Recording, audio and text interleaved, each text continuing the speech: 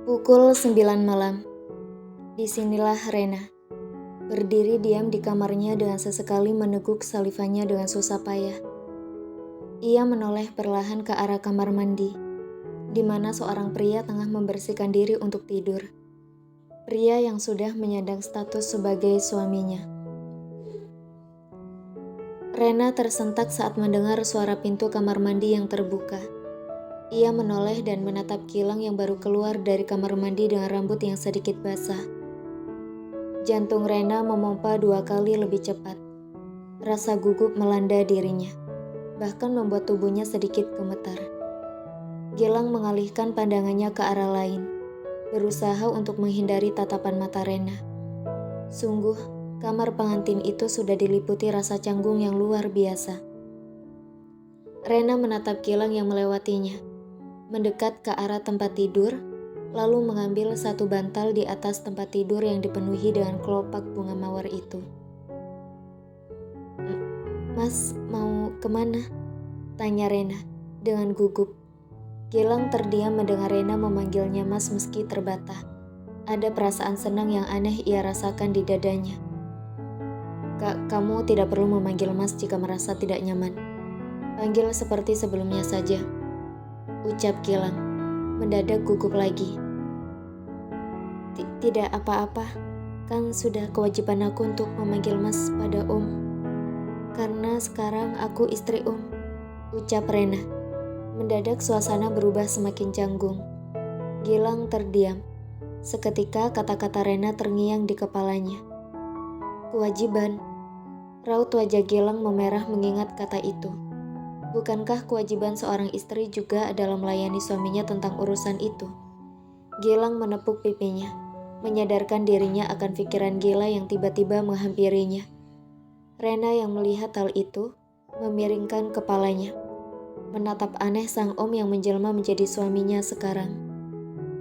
Kamu tidur di tempat tidur, aku akan tidur di lantai," ucap Gilang, setelah berhasil menstabilkan isi kepalanya yang mendadak memikirkan hal yang aneh-aneh. Rena hanya mengangguk patuh dan naik ke tempat tidur. Sedang Gilang menggelar selimut di lantai, lalu menidurkan diri perlahan. Gilang memiringkan tubuhnya untuk tidur, mencoba memejamkan matanya hingga sebuah suara kembali membuatnya terjaga. "Selamat malam, Mas," ucap Rena lalu memejamkan matanya. Selamat malam," ucap Gilang, kembali memejamkan matanya agar tidur dan menghilangkan pikiran aneh di benaknya. Gilang membuka matanya yang terpejam. Ia menggeliat kesal. Bagaimana tidak, jika ia terus saja membayangkan sesuatu yang hangat pagi tadi. Sesuatu yang diberikan Rena yang katanya adalah hadiah terakhir sebelum ia menikah. Tapi nyatanya, malah dirinya yang menjadi suaminya. Sadar Gilang, sadar, batin Gilang, yang mulai geram pada dirinya sendiri. Gilang menghembuskan nafas pelan secara teratur, agar dirinya bisa tenang. Ia menoleh ke atas tempat tidur, di mana Rena sudah tertidur sambil memunggunginya. Gilang beralih menatap langit-langit kamar Rena, lalu memejamkan matanya untuk tidur. "Sialan," ucap kesal Gilang, lalu membekap mulutnya sendiri. Ia menoleh ke arah Rena, dan menghembuskan nafas lega saat Rena tak terganggu dari tidurnya. "Ya Allah, singkirkan pikiran kotor ini dari pikiranku," batin Gilang, mencoba lagi untuk memejamkan matanya. Sedang di kamar samping kamar Rena, seorang pria menempelkan kupingnya ke dinding, mencoba mendengar apa saja yang dilakukan oleh orang di seberang kamarnya. Reno terkejut saat mendengar suara teriakan Gilang, lalu menjauhkan kepalanya dari tembok yang menjadi dinding pembatas kamarnya dan kamar Rena. "Apa yang terjadi? Tidak terjadi hal-hal aneh di dalam kan?" tanya Reno lirih pada dirinya sendiri, kemudian menggelengkan kepalanya. "Tidak terjadi apa-apa. Iya, pasti tidak terjadi apa-apa," ucapnya meyakinkan diri sendiri. Bukan tanpa sebab dirinya mencoba menguping hal yang dilakukan oleh pasangan pengantin baru di kamar sebelah kamarnya. Hanya saja, ia takut jika sesuatu yang tidak diinginkan terjadi. Entah apa yang dipikirin seorang Reno Saputra. Pukul 6:30 pagi. Gilang menggeliat di tidurnya tapi enggan untuk bangun. Meski rasa sakit terasa di seluruh tubuhnya. Alis Gilang mengerut saat mendengar suara langkah kaki. Dengan perlahan, ia membuka matanya yang terasa masih berat itu. Masih ingin tidur, karena semalam dirinya baru bisa tidur saat jam 2 malam. Mata Gilang terbuka lebar saat melihat sesuatu di hadapannya. Posisinya sangat bagus hingga bisa melihat jelas seseorang yang tengah berniat memakai baju setelah mandi. Gilang menelan salivannya, melihat dari atas hingga bawah tubuh istri kecilnya. Mata Gilang melotot sempurna saat melihat Rena yang berniat memakai pakaian dalamnya. Keringat dingin mulai membasahi keningnya. Ia membalikkan badan ke arah lain, seolah tak melihat apapun. Terdengar pintu lemari yang tertutup. Gilang berpura-pura menguap dan mendudukkan diri di lantai, seakan ia baru bangun dari tidurnya. Ia menoleh dan menatap Rena yang sudah rapi dengan kaos kuning kebesarannya dan celana kain panjang bermotif bunga. "Selamat pagi, Mas," sapa Rena dan hanya dibalas anggukan kepala oleh Gilang. Rena pun berjalan keluar dari kamar untuk turun ke lantai dasar, sedang Gilang mencoba untuk bangkit dari duduknya dan masuk ke dalam kamar mandi. Sesuatu yang ia lihat tadi terus berputar di kepalanya.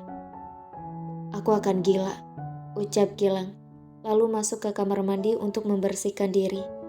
Beberapa menit kemudian, Gilang terdiam, tidak tahu ingin mengeluarkan kata-kata apa.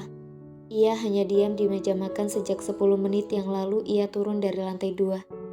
Gilang menatap ke sebelah kanannya, di mana istrinya tengah duduk lalu beralih menatap ke depan, di mana orang tua dan istrinya duduk dan menatap ke sebelah kiri, di mana kakak sang istri duduk.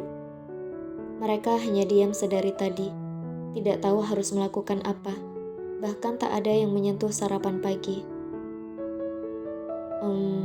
Papa mertua," ucap Gilang membuat Revan tersentak salivanya.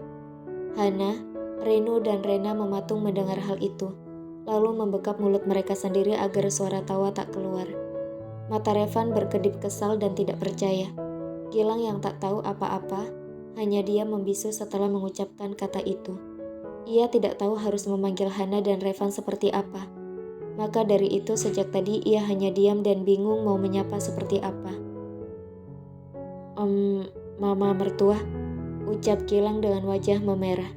Reno bangkit dari duduknya, masuk ke kamar mandi yang ada di dapur untuk buang air kecil, dikarenakan sudah tak tahan menahan tawa hingga ingin buang air kecil. Hana menutup wajahnya, tiba-tiba seluruh tubuhnya merinding menahan tawanya. "Aku ingin ke kamar sebentar," ucap Hana, lalu berlalu dari sana untuk ke kamarnya, menstabilkan diri yang sudah lelah menahan tawanya. Sepeninggal Hana, kini hanya Revan, Gilang dan Rena di meja makan, sedang Reno masih setia di kamar mandi, entah sudah selesai buang air kecil atau belum. "Tidak perlu memanggil seperti itu, Gilang.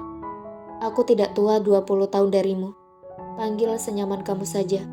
Kamu akan membuat Hana tertawa tanpa henti jika memanggilnya mama mertua," ucap Revan, lalu meminum air putih di sampingnya.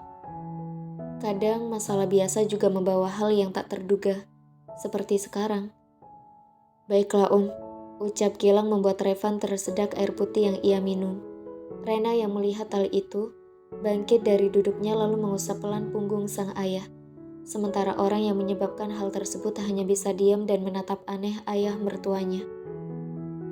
"Berhenti memanggilku Om, Gilang. Aku tidak setua itu. Panggil kakak saja," geram Revan. Menantunya yang satu ini mungkin akan membuat tensi darahnya naik. Gilang menggaruk tengkuknya yang tidak gatal.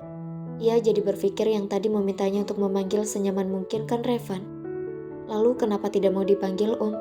Sepertinya kakak sepupunya akan lebih galak daripada mertua lain.